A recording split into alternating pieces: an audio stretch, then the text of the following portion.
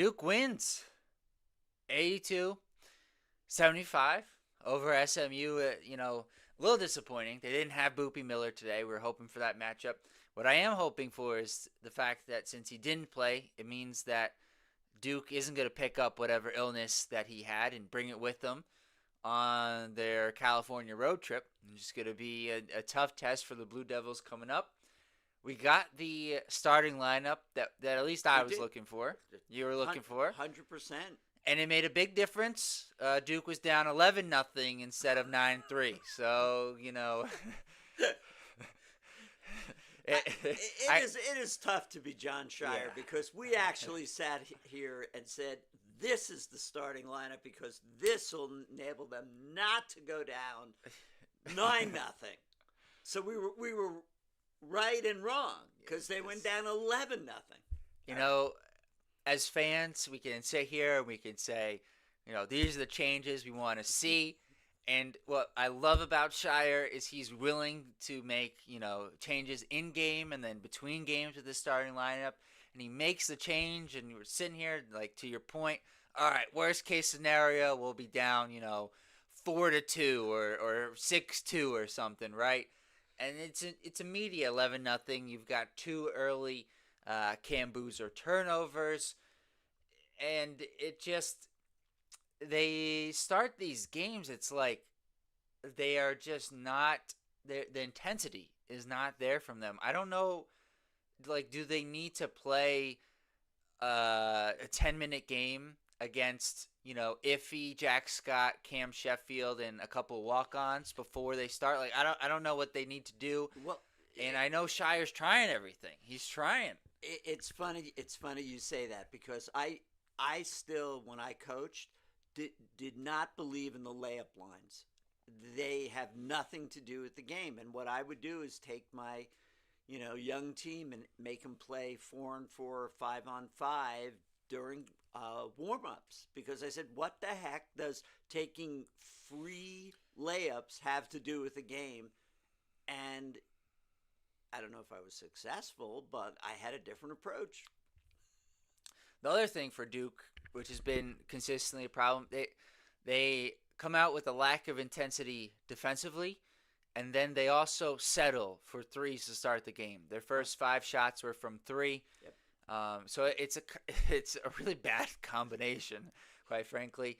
And just check my notes. Also, as much as I wanted Malik in the starting lineup, I think the one thing that hurts when Malik starts is, while he is great at deflecting the ball, because of his style of play, he can pick up fouls, and he picked up 2 in the first 3 minutes.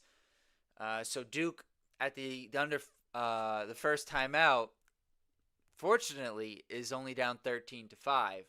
And then, funny enough, you bring in the bench Gangba, Caden Boozer, and Hemenia. I thought Hemenia looked his best that we've seen him in about a month. He had good energy today. We'll talk about Gangba. Caden played well. But the funny part to me is Duke's defense picks up after we bring in the guys and we take off the guys who we think are out there for their defense. And Duke goes on a 9-3 run to cut the SMU lead to 17-14. I thought Caden came in and right away was aggressive, was getting to the rim. I thought he gave us good minutes in this one, certainly offensively for the Blue Devils. It was also that you said, our defense didn't suffer, but all 3 of them, I think you pointed out, all 3 of them scored when they came in. They did. They did. So it was sort of like, all right, now we'll bring the bench in and they'll give us a little punch here. And it absolutely did that. So he got that completely right. Boy, I'm going to go on a little, I feel bad for Shire. It is always hard now after we are 15-1 and we're still sitting there during most of these games going, oh boy, it's down to 5. It's down to 3.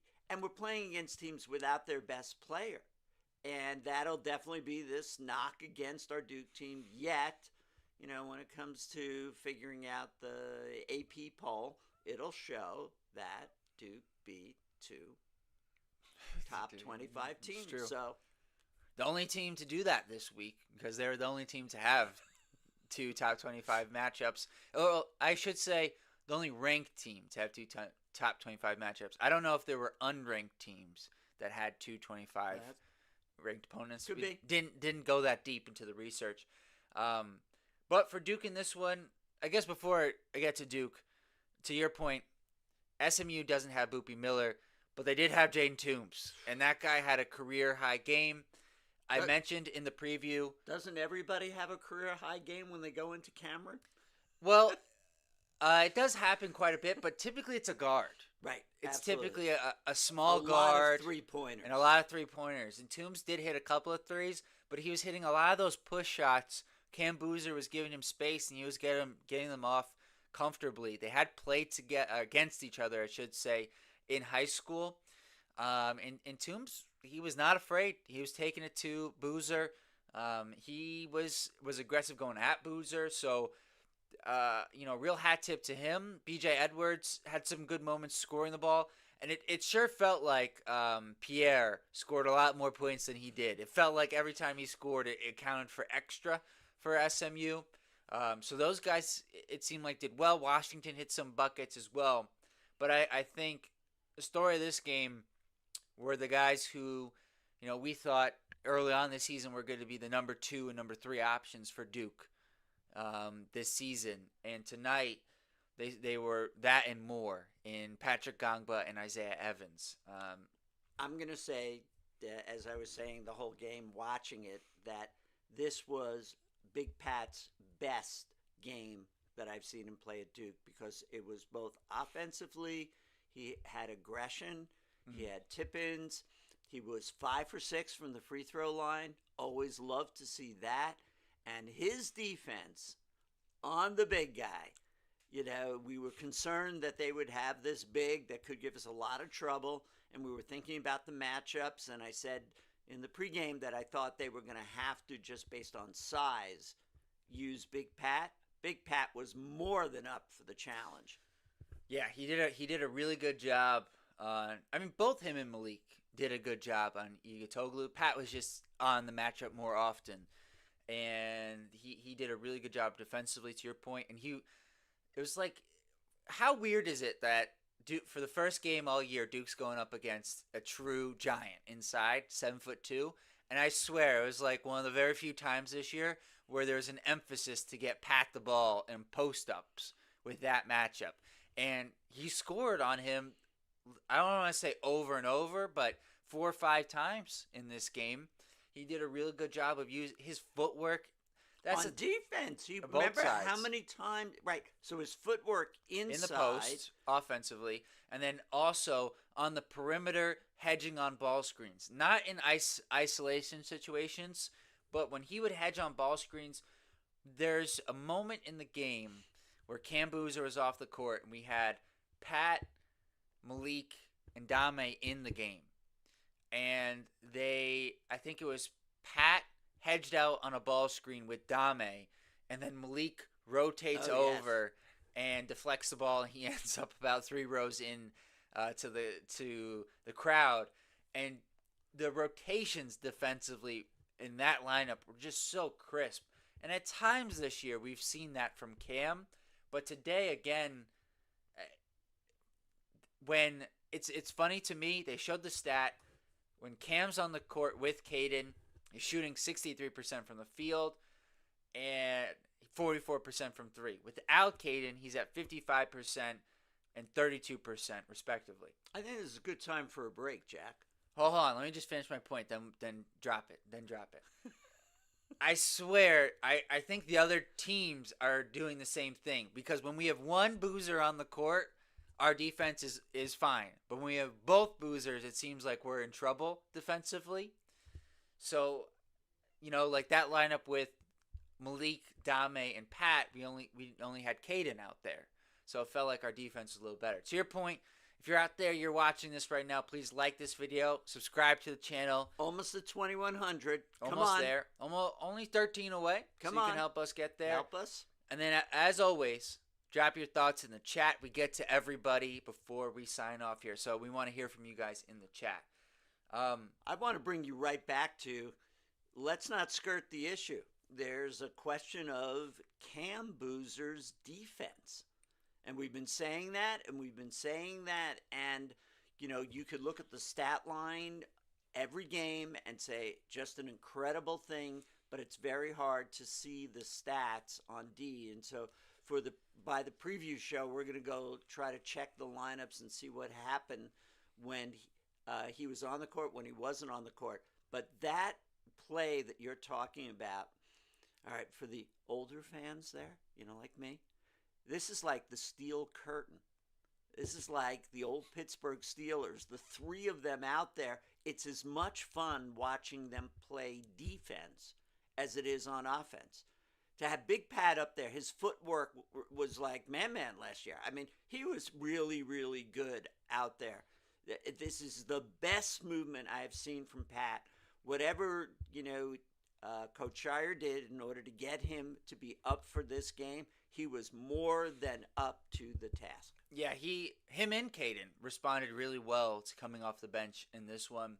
And look, going back to Cam's defense, you brought up man. I'll bring up Proctor since we're bringing up references from last year's team.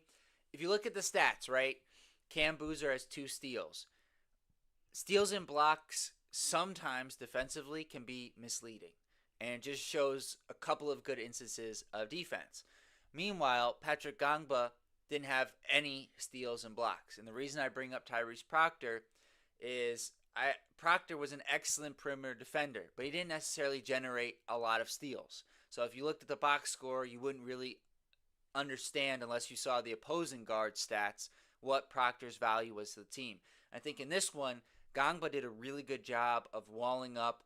A couple of times he may have gotten away with fouling Igitoglu and wasn't called for it. But the aggression was going back and forth, and you could see the big guy for SMU getting... Try it out there. I'm not going to do it. It was... You could see how frustrated he was. He got called at least twice for offensives, and so where would you find that in a stat? That is part of how good the defense was on him. Yeah, and I have seen Igitoglu do that in previous games as well. Okay. He can be a little bit frustrated down there at times. So we've talked about Pat. We've talked about Cam's defense. I don't think we've talked about Isaiah very much in this one because I think we've got to, because he was really good again. It's leading scorer. With the 2 free throws at the end. I think this is 3 games in a row where he's just been really consistent. Florida State, Louisville, and now SMU with his scoring, where I think all 3 games he's been over 20 points. Well, and I think we have to understand that he can't hit every 3-pointer. So you want him to be taking it so that he was in the flow. The last 3-pointer was that's him. That you want him in the ball. He doesn't even think about it. And I think you have some insight on watching a video about... Well, I'm sure a lot of you guys saw the Duke Blue Planet, and what he was saying, he was talking about the big shots he hit against Florida and Michigan State, and he was like, I'm not looking at them like they're big shots. I'm just, am I open? I'll shoot it. That's it. He keeps it very simple. He talked a lot about how he wasn't always, slim. He said he wasn't very good. Those were his words. And he's worked himself to being this really good, not just 3-point shooter, but basketball player. Are there times when he's dribbling the ball and he gets, a little bit out of control? Yes. But I think what I love about him is his improvement, as time goes on. From the beginning of his freshman year to the middle of his freshman year to the end of his freshman year, how much better he got defensively. Then starting at the end of last year, but certainly this year, we're driving the ball. And what you mentioned before, he hits the timely 3 at the end of the game. That was a huge 3. It gave Duke from a 3-point lead to a 6-point lead. Really timely. All of his 3s in this game, timely. Well, how about hold on. He hits the 3, because I'm in the middle of my point here. He hits the 3 in the SMU's up 11-0. He hits the first bucket of the game. He makes it 11-3. Then the other 2 threes he hits to start the second half. Well, that was my point. Well, if you would have let me finish mine, you wouldn't have had to make it, you know? And so he gets his threes. They're all timely in this one. I think he's been in an excellent run of form here of late, Mr. Evans, and he's really solidifying himself, or has solidified himself, as the number 2 option for this Duke team. We haven't mentioned Foster, and I guess I yep. can't wait until we get to the chat to see what our listeners have to say. What happened? Where was he? He really didn't get into the game. Certainly not in the flow, especially coming after what may very well have been his best game as a Blue Devil. Yes. 20 points, just in control. He was in control the whole flow of the second half of that game as part of the offensive complement to the defensive clamp down against. Yeah, and on Foster, I thought he took 2 of the first 5 shots that were threes for Duke. I thought they were good shots. Then he gets pulled to the bench. Caden plays well. I mean, part of it was probably his defensive effort wasn't at peak form to start the game. I mean, that wasn't just him, in fairness. That was the collective starting 5. Caden plays well. He doesn't get to come back in is part of it. And then when he does come back in, he forces a couple of shots, and then he really does not play at all, or very little, I should say, in the second half until the end of the game when Shire wanted him in there to kind of stabilize everything. So, and the other thing, he didn't quite look right. So I wonder if he picked up whatever Boopy had, like he just didn't seem to have the level of energy. But at the same time, looking back on that, like when Evans hit his second 3 and SMU called the timeout, he came off the bench with a lot of energy then. So I'm not quite sure what was going on with him. The only other guy before we get to the stats, then the medals and the chat, we'll get to them shortly here, is Darren Harris, who did get 7 minutes of playing time in this one, which is about double what he's been playing of late. He only got the 1 3, but boy, there's not a lot to talk about with Darren Harris, so I will say he got that 3 off quickly. He's got a quick release. I think when he's in the game, we had on Brotherhood Breakdown Jamal the other day, and he said, there should be more of a focus when he's in the game of getting him threes. And I think it's a good point that we should run some of the actions we run for Evans, for Harris, to try to get him a look. Because if he's out there, we got to try to maximize his shooting. Because him and Evans, it's very close to me. I know Harris doesn't have the stats to necessarily show it, but I think those are the 2 best shooters for this team. So when he's on the court, let's try to showcase his shooting ability. Complete non sequitur. I keep trying to understand why Boopy is familiar to me. And to your fans of the movie Friday Night Lights, it would be Boopy Miles, I think, was the guy that got injured in the beginning. Don't know that they have anything else in common other than their first name. All right, so with that, we'll go to the stats. Malik Brown had 3 points, 3 assists, 2 steals. Cam Boozer had 18, 7, 4 assists, 4 turnovers, and 2 steals. I did think he should have 3. One of those should have been credited to his brother Caden. They probably just got confused. They saw a Boozer. It was a Caden pass that got deflected, then it hit Cam's hand. I don't know. Dame had 6 points, but he had 4 steals and a block.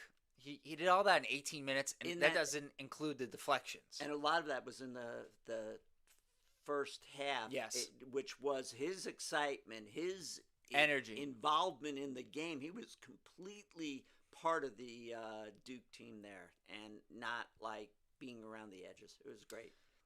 Evans in this one was a scoring assassin. 21 points, 2 rebounds, 1 assist, 1 turnover. Foster, no points on 5 shots, 4 boards, 1 assist, 1 turnover. He did have a nice offensive rebound. Gangba had 17 points off the bench, 5 boards. He played 27 minutes, so it's not like his minutes went down. If anything, they went up from what they were the last game or two. He was just great out there today. Hemenia, I thought, he looked like Hemenia for the first time in a little bit here. 5 points, 4 assists. That's the thing. He really provides this Duke team is his playmaking, but he also had a couple of turnovers and steals. The thing about Jimenez, his passing, I think he makes the best passes on this team, and I also think he makes some of the worst passes on this team. Okay. It is remarkable with him in that just the level of extremes with his passing. But boy, because you remember early on he had like a no look pass that was beautiful. In this game, I thought he had a few really nice ones. Caden had 12 points, a couple of corner threes, which is really great to see from him. A couple boards, 4 assists, 3 turnovers, and a pair of steals. And we mentioned Harris had 7 minutes. Anything from the stats before I go to the medals? No, let's go to the medals because I want to get to the chat. Okay, all right.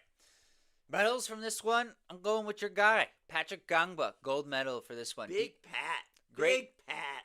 Moving his feet really well in the hedges, good defense in the post, and then was an offensive force with his ability to score the ball down low, and hit his free throws as well. Evans, for me, is the bronze in this one, just a marksman. And then he hit his free throws. I mean, we know he hits his free throws, but for this Duke team, it's just that important. We got to emphasize it. And then this is where it gets tricky to me. And I'm going to split it. I never do this, but it's a special circumstance. We're going to split it between the twins. Caden and Cam are going to split the bronze medal in this one. Just know he did that so that when I want to argue that we should be splitting it, he did it. I'm gonna set a very specific set of circumstances. Criteria yes. here? Okay. It's only for the twins. Only the twins can get it. Oh, that would be a unique game. All right, I could go along with that. I just want to. One thing on the stats is that 78% from the free throw line as a team. So my, standard is always 80% for a Duke team. Almost there. Love that Cam was 6 for 7, Isaiah was 7 for 8, and Patrick was 5 for 6. So really, really, that's going to show up as a very important stat. Glad that they could, they're keeping that going. And one final one for me. It's a good thing that Dame and Malik, along with, the Boozers had a couple of steals, and many had a couple of steals, but it's a good thing they're able to force some turnovers in this one, because when SMU wasn't turned over, it felt like the shot was going in. They shot 57% from the field against Duke in this one, but had 21 turnovers. This is the big differentiator in this one, because despite them having 21 turnovers, because they out-rebounded Duke by 7, they ended up with 2 more field goal attempts. But having said that out loud and realizing how dumb that is, Duke had 27 free throws to SMU's 9. So that's really what happened there. The turnovers really hurt SMU more than anything in this one. And our assist to turnover ratio was 18 to 13, which isn't great, but it's certainly good. You want to see it, plus something. Usually double up is the standard I'm looking for, but 12 steals was just incredible. Yeah, a few too many turnovers for Duke in this one. You want to be more around the 10 number, but better than the Louisville game for sure in that department. All right, let's go to the chat.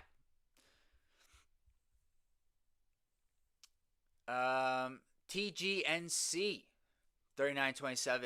So many times in this game, we would turn them over and then let them off the hook with a bad shot or a turnover of our own. Yes. So frustrating to see so many wasted possessions on offense. Yes. It's a very good point, TGNC, because they put up a graphic. They showed Duke had 21 points on SMU's 20 turnovers, and they were talking about it like it was a good thing. That was really bad. If you have 20 turnovers forced, you should have closer to 30 points, off of those turnovers. Laura, what's going on, Laura? Why is it that 3 teams that have been ranked this season that Duke has not been able to play against their best player? First, Kansas, second, Louisville, and third, SMU. Yeah. Well, yeah. I don't know why. There's no good explanation there, but we've noticed the same thing. It's an accurate observation. Uh, and there will be, and part of the problem, of course, from that is that the opposition will always say, "Yeah, but they beat us without our best player." So, At least in the Kansas and SMU games, they got outlier performances. Kansas game, Trey White went crazy. He was playing really well. And in this one, Toombs played really well. The Louisville game, Conwell started off that way, right. but he didn't have help in the second half. And so I think it's a very legitimate argument if I was a Louisville fan to say this game could have been different with Mikel Brown Jr. out there. Well, Louisville, we'll see again. SMU, We will not. will At not. least I don't think so.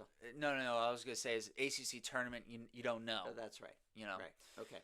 But we definitely will see Louisville now. Quick aside, not quite a non sequitur because this is related.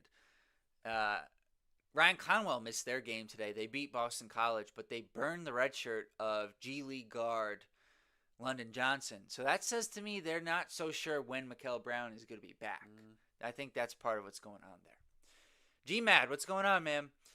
Kind of an ugly game. Yeah, to say the least. Nobody was perfect. Could not put them away for love or money. Okay, I see where you're going there. But some good signs of life from Sar, Hamenia, and Caden. Big Pat 2. Some positive development signs for a number of our players anyway.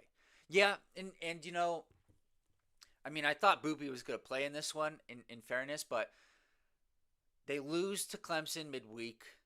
This is their biggest game of the season.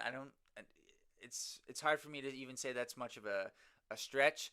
So, and I always, you know, the Ewing theory is when you don't have your best player, that first game, guys have these outlier type performances.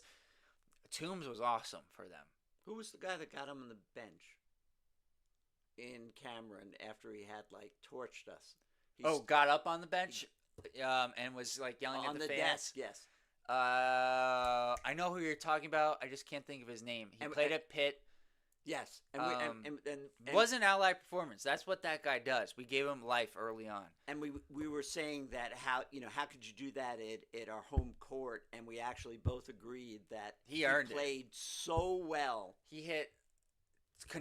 I know exactly what you're talking about. I just can't think of his name. But someone put it in the chat if you. He hit contested threes. Everything. He was awesome, and he you're right. He earned it. That's what we came to the conclusion of.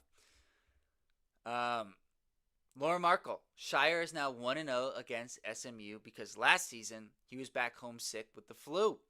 It was Chris Carrawell who coached that game last season at SMU. Great point, Laura. I forgot all about that. Maybe that's why Boopy Miller was sick, because last year Shire was sick, so now it went to the SMU side. I don't think it had anything to do with that, but it's a good call. That's a good call there, Laura. Ryan Jones. Showtime at Cameron today. Love seeing Slim step up and hit big shots when we need them. Agreed. Duke Hoops. What's going on, man? I just wish we had more rim protection like the other top teams. But the overall size of the roster makes up for it for the most part.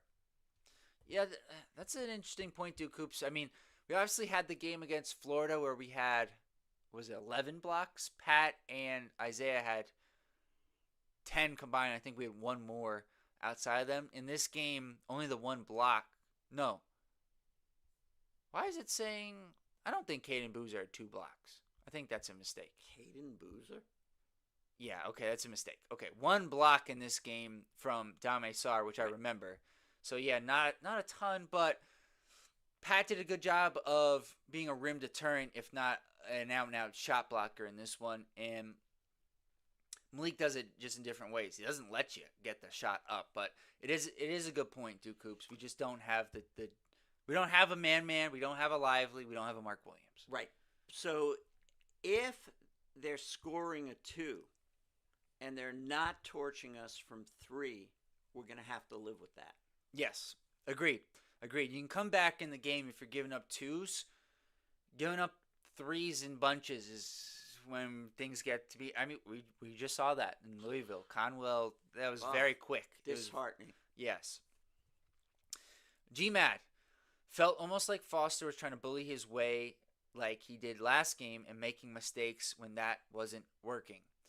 Yeah, it was a matchup dependent thing. Last game, the Louisville guards are just not physical, and weren't able to keep him out of the paint. On top of the fact that Louisville, despite the fact that Frew averages over a block a game, he's just not a true rim protector. Igutoglu is a rim protector, and their guards are much bigger and more physical for SMU. So it's a tougher matchup for Foster. And when he tried to go to the basket, the big guy. That's what I said. Yeah, okay. Yeah. That was the first part. Yeah, okay. yeah. All right. And then he misses his first 2 threes. So the outside's not working. He tries to go in. I think he should have. The threes he got were open. So I would have liked to see him continue going there. Ryan Jones can't go without giving Big Pat his flowers today. Completely. He had something to prove after Malik got the start. He sure looked like he had something to prove. And then also, Foster broke our hearts again today. Poor guy.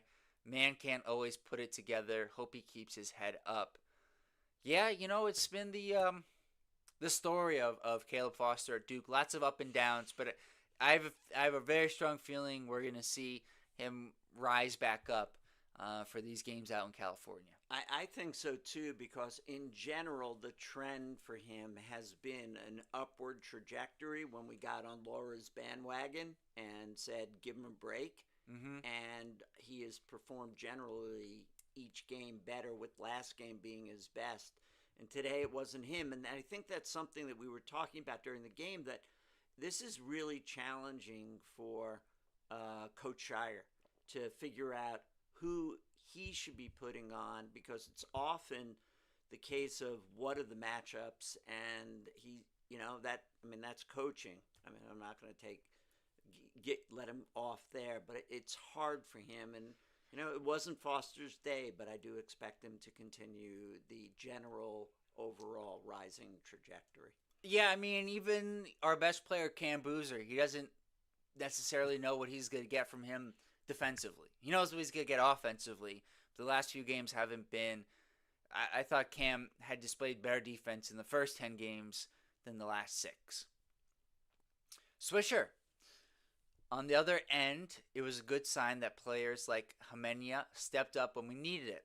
You can see on the most recent Duke Blue Planet how much his talking helps motivate the team. It's a very good point. I think Nick and Dame are the energy guys for this team. Because for as great as, and Evans, I think Evans certainly gives the team energy. For as great as Cam is, that's just not his personality. Neither Malik. And it's certainly not Malik. And we're not, like, Caleb is not a big. He does it occasionally off the bench, but it's not like his thing in game. Caden Boozer's not really. So those guys playing well allows them to play with more energy, and it helps the team. So it's a good point there, Swisher. TGNC. Aren't we the weakest 15-1 team in history? No killer instinct, so apt to take long jumpers instead of driving downhill.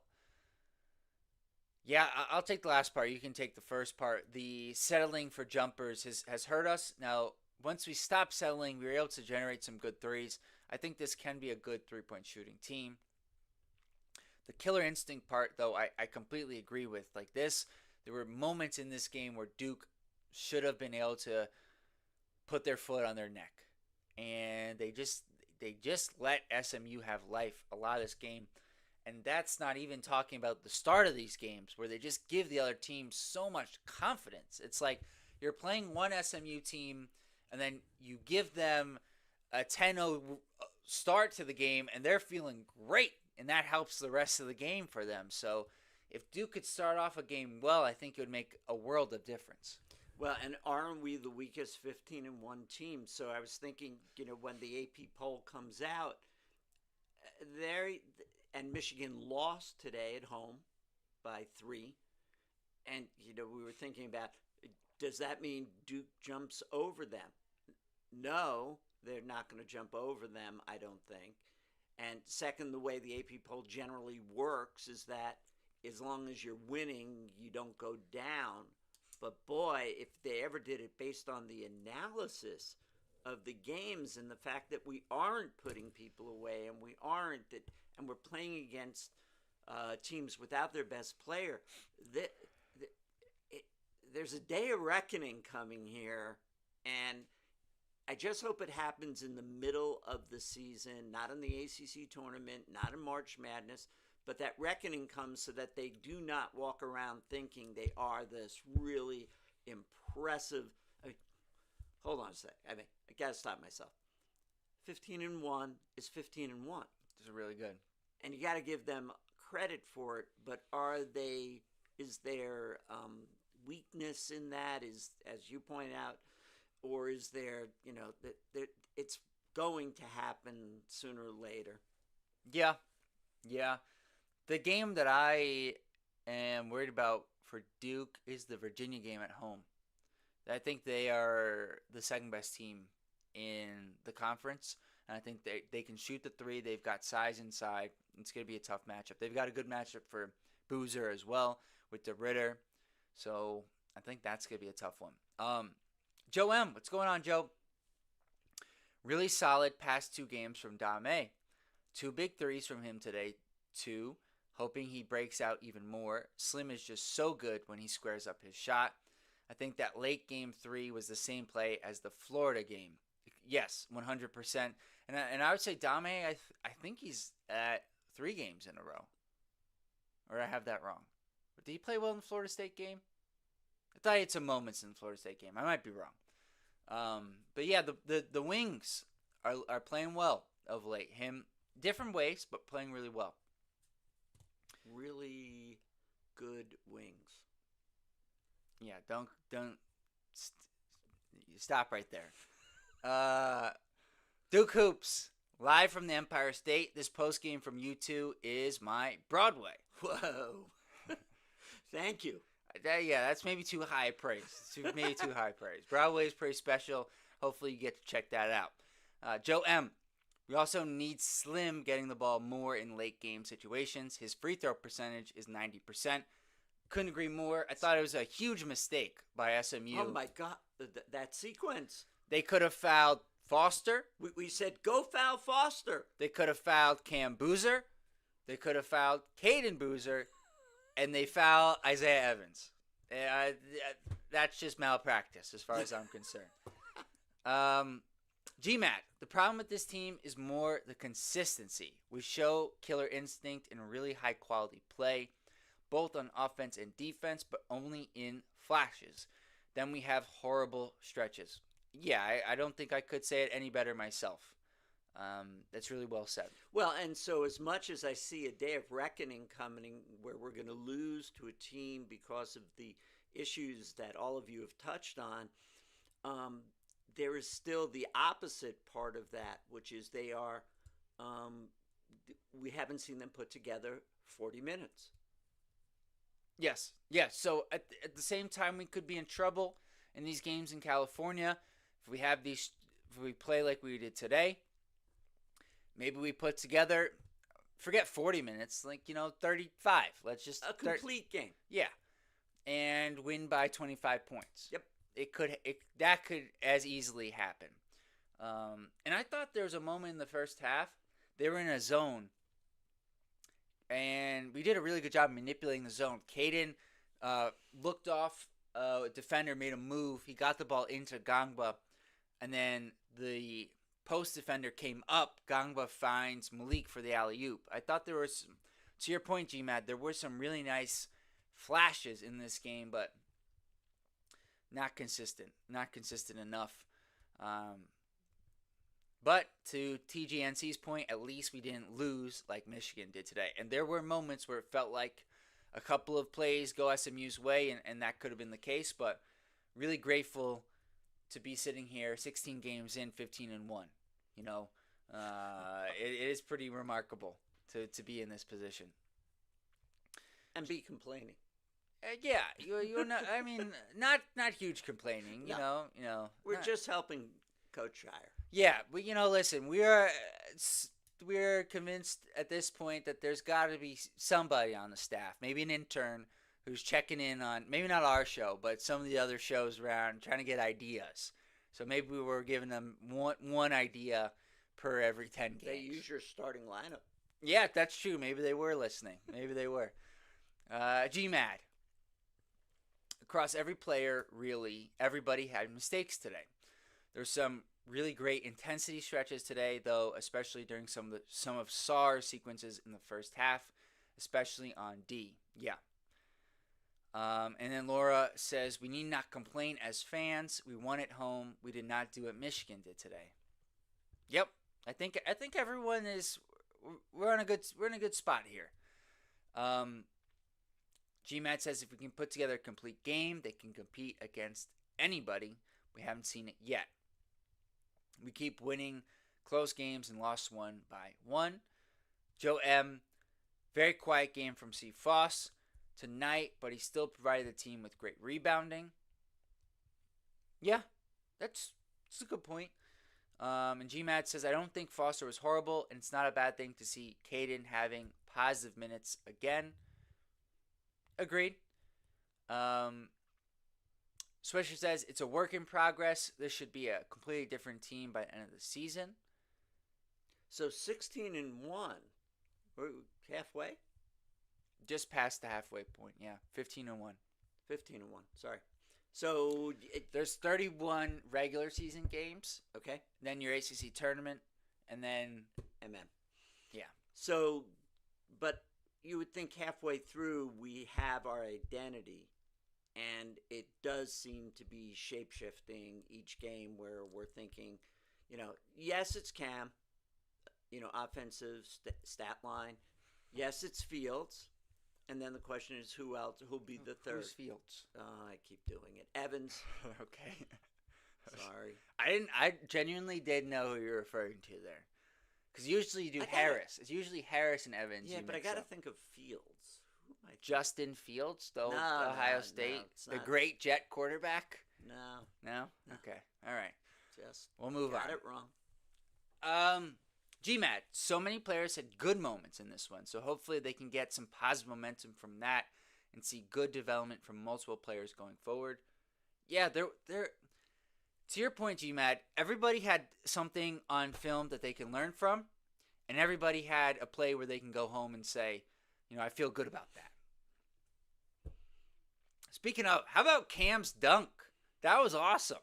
He drove the lane. He finished with authority. The waters parted, as we say. It just all of a sudden, it wasn't a posterized, as you pointed out. It was just a powerful. It was just a power dunk. That brought me back to, I forgot if it was in the exhibition or it was early on in the Texas game. I think it was the exhibition. He had that reverse dunk.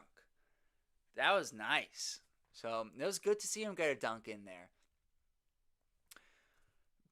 Big Willie the GOAT. For us to go far, Foster has to be more consistent. Don't need 20 every game, but have to have more consistent production. Agreed. And in fairness to Caleb, I actually think he has been very consistent. I think today was more the outlier than what we've seen, in terms of up and downs from years prior. I think so, but the fact that Shire has the confidence to put him in the last 5 minutes to control the pace and the tempo. So that was good. And I would have liked to see him just chip in, 6 to 8 points and, get us 4 rebounds, which he's been really good at doing. So the 20 points probably made us think, wait a minute, he could be capable of really, really good things, which he was in the Louisville game. But on the other hand, what we need is that consistency. So, GMAD, Hymenia got no rebounds, but you saw him crashing the boards again a few times. Good sign, even if he didn't come up with the ball in the end. You also saw him diving for loose balls again. We hadn't seen that in a couple of games. Just the energy from Nick was great. It was really positive. Laura says, I know it's almost 2 months before the ACC tournament starts. What will the ACC do if, let's say, both Miami and Duke end up with the same ending season record since we don't play them? It's a good question. I don't know the answer, but I am assuming they have some sort of a tiebreaker. And I'm not sure what it would be based. Like maybe away record or in the conference. Maybe they. I don't think they get to point differential, but maybe your total record. I'm not sure what they would do. We'll go research it. If we're off the air by then, we'll go take a look. The ACC tournament seeding would be how it looks. Yep. Joe M., I really like how we were playing in the first half. 41 points. No one had more than 9 points. If we can play like that instead of boozer ball, we'd have teams guessing of where the offense is going to be. Turned it into an advantage. Love it. Once we stopped chucking up threes in the first half, the team was looking really good. Yep. Yeah, I mean, we were winning 41-35 at the end of the first half. Unfortunately, it doesn't work this way. But if you take away the 11-0 start for SMU, it becomes 41-24. So we did play well. Just whatever reason, we got to get through the first 3-4 minutes. And you know, the one thing I was thinking of, the one time I remember Duke getting off to a really good start, the Lipscomb game. We were up 10-0. And then Lipscomb couldn't stop scoring after that. It was unbelievable. TGN. I can't believe how much airtime we've given to Lipscomb. It was crazy. You didn't see that one coming. We had 22 turnovers. They were scoring left and right. Yeah. And also, it's the line of demarcation. First 10 games, we had one level of defense. Since that Lipscomb game, a different level of defense. Well, it would much be, worse. It would be like drawing Lipscomb in March Madness in the first round. Yeah. And we'd be sitting there going, okay, we got this. And then all of a sudden we're like watching and going, what is going on here? Okay. TGNC, how long before this team puts it all together? Yep. Seems to be underachieving, to be honest. I'm not sure if I'd go to underachieving because they are 15-1. But I think I don't want to put words in your mouth, but what I would say is that it seems like they could be playing better. Complete games. But listen, I've said this before. You asked me on January 10th if this team's going to be 15-1 in October, I would take that. And a point away from 16-0. 16-0. Also, in fairness, a point or two away from 14-2. Don't go that way. Go the other way. Let's be optimistic. Swisher. I also think Foster might have still been tired from last game. He looked very worn out at the end. I wonder if he was sick. You know, maybe he just talked to Boopy. You know, they were on the cell phones. Duke Hoops. Contributions from everyone make this team so dangerous and fun to watch. Yes. Never know where it's coming from. Absolutely. Forrest Ludwig. I don't know if you noticed, but we missed the front of 3 straight 1-1s down the stretch. Only reason why SMU hang close. They were also down the stretch. There, not the last couple of minutes, but just before that, they'd gone on a stretch where they made 6 of 7 or 7 of 8 field goals as well. Did SMU? So yeah. It is a problem, but they shot better from the free throw line in this one. So. Overall, 78%, so I'm not going to get on him for that. Anthony Ingram, the way Duke is playing, it seems like we are on borrowed time before a collapse of 2 or 3 losses in a row. I hope I'm wrong. Inconsistent play might catch us. Yeah, to your point, Anthony, I was hoping the Louisville game, in particular the defense of the Louisville game, would carry over into this one, and it didn't. It looked like there was that stretch in the first half where once we came back from the deficit that we were going to do that, but it didn't extend into the second half.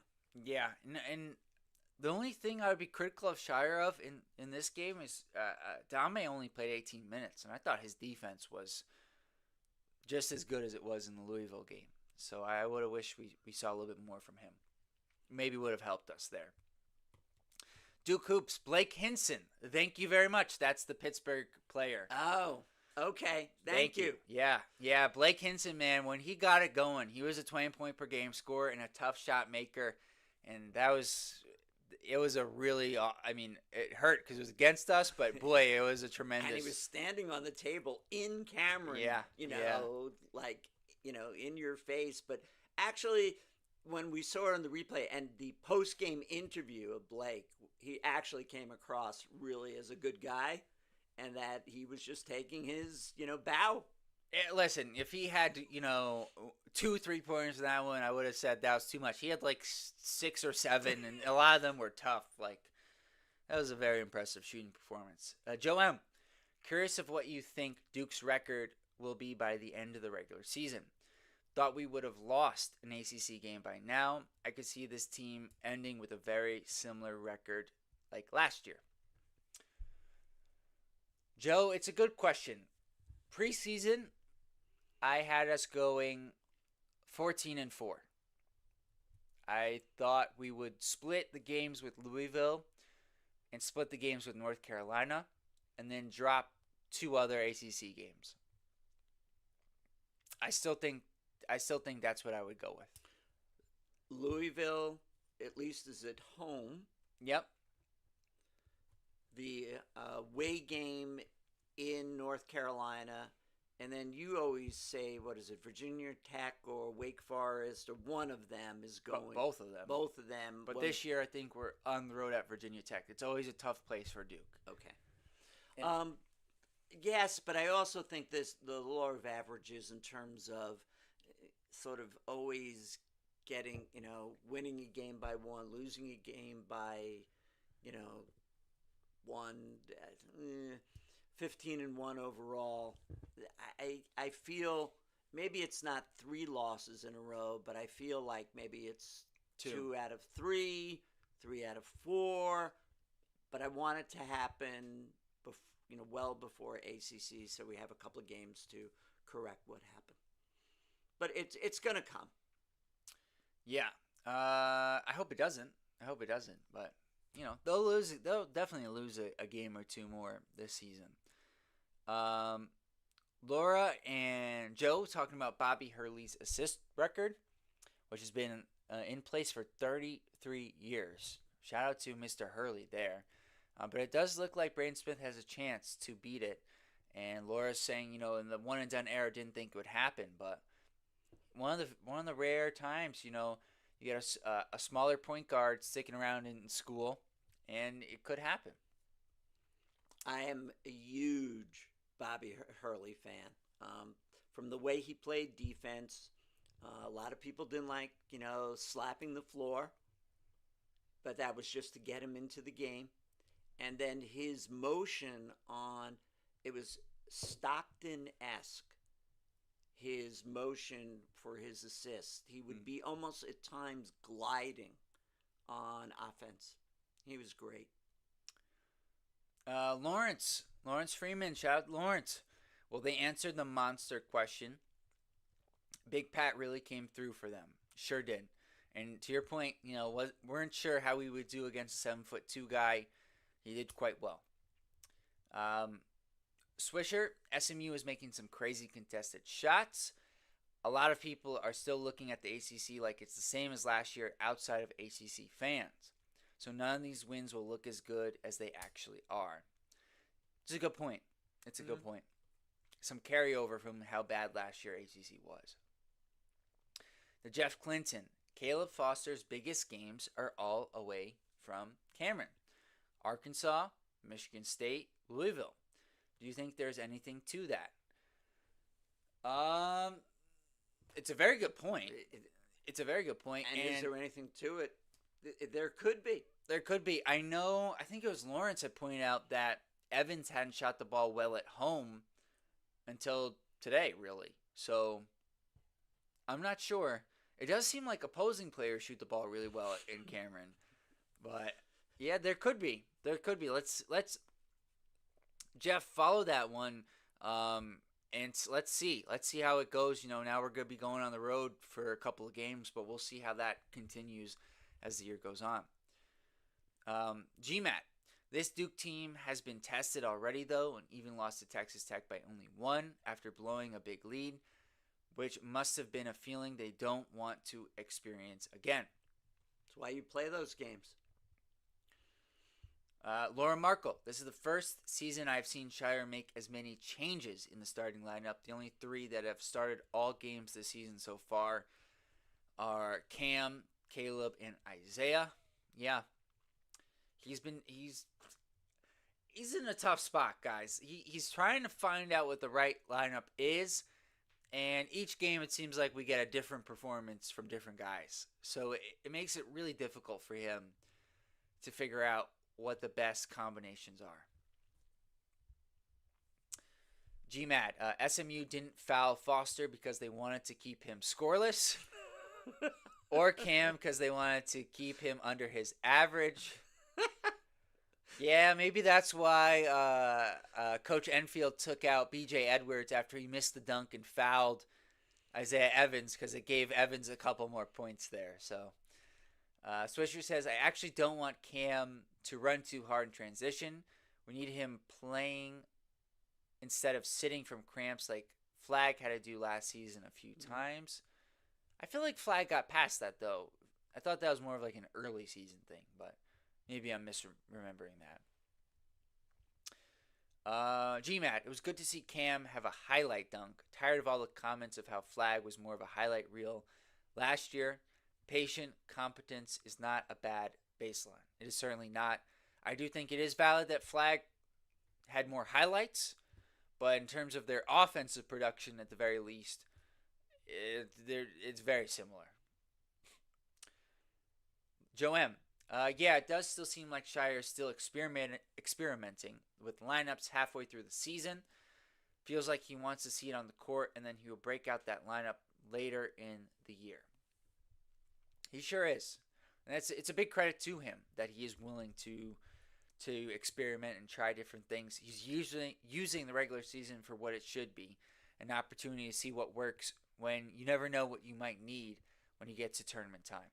Well, and so does Big Pat, after just a fantastic game, go back into the starting lineup? And I think what's going to happen is on the West Coast, they're going to look and see if they're big men that he has to use Big Pat and say, I need you. But even with that, he did not start him. Right, we were playing the biggest player we'll see in the ACC. Vasar may be the same size, at least as big of a player we'll see. Yeah, and I wonder if some of it was just to get Pat going, because we've seen passive Pat, right? A few games lately. We didn't see that today. Nope. We did not see that today. That was the most complete game. Yeah, GMAT, also the first half wasn't as bad as the score because we had like a 10-point lead, but SMU hit a couple difficult 3-point shots at the end of the half, including a long one at the buzzer. Yeah, Pierre does that, unfortunately. Like, it's not he did that against Duke. He is very capable of that. But unfortunately, Duke had a 6-point lead, and it felt like Duke should have been up 10. And I know they were a couple of tough shots, but Duke burying themselves early is really what cost them, not so much the couple of tough shots late. And I think one more thing, Shire was upset. I think he wanted Hemenia either closer to Pierre Jr. or to take a foul. I think Duke had a foul to give in that situation. So I think there was maybe one thing Duke could have done better. I always try to look at what could Duke do rather than just saying they were tough shots. Couple more before we close out here. We appreciate all you guys joining us again for the post-game show. We will have our Monday college basketball show. We'll do it at 6 o'clock. We'll do it live 6 o'clock on Monday so you guys can join us. And then we'll have the preview. I don't remember who we're playing first. Is it Stanford or Cal? Let me look this up really quickly. We'll have that out Tuesday because I think it's Cal.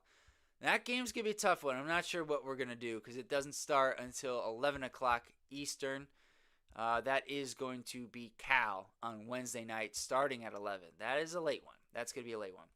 Finishes at 1. Yeah, well, it'll be a game time decision. We don't blame you if you're going to say either you're not watching or you're watching in bed and you doze off, or you're certainly not joining us in the chat at 1 in the morning. But we'll probably be up. Probably. Swisher says SMU is filled with seasoned players. I didn't think they would give up for a second. Agreed. Laura says early season for Flag with the cramps. And Joe M. I forgot about Vasar. Don't want to meet him again. Those UNC games will be so tough. Wilson is so explosive too. Trimble has been looking good since he came back. That trio is really good defensively. The other guys around them aren't quite as good. So I think that's Duke's opportunity. But I am sure because of the rivalry, how many times have we seen the other guys play really well? So I expect that to be the case. Like I expect Bogovats and Cayenne Evans, who haven't really been shooting the ball great, to combine for 6 threes against Duke. That's just what's going to happen.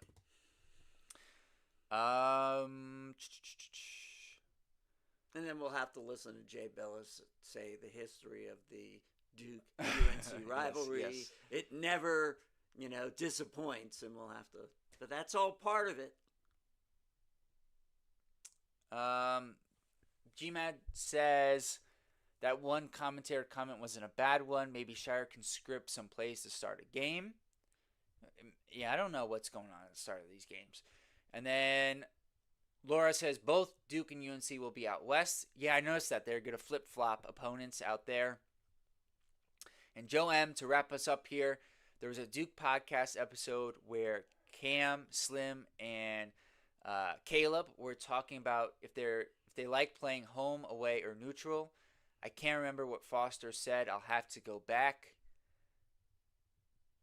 I remember what you're talking about. I don't remember what he said either. I almost feel like he said he likes playing on the road because then you can watch the opposing fans, walk away, which is a line I think they got from Coach K a few years back. Appreciate you, Swisher, joining us. A win is a win. And with that, we will see you guys early next week with the preview. Have a good weekend, everyone. Peace.